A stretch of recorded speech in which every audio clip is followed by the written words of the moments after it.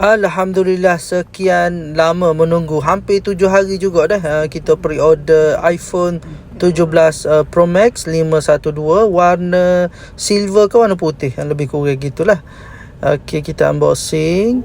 Okey, pokok demo tahu dah ke iPhone ni kita boleh masuk dua line internet. So hari ni kita pergi dekat Second Digi untuk buat eSIM.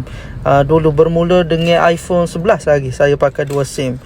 Best sebenarnya, ramai lagi tak tahu iPhone ni sebenarnya boleh buat dua SIM. Sekarang ni kita ada masalah teknikal lah. Saya pun lama benar dah tak buat eSIM, lupa nak buat airplane mode. Alhamdulillah settle.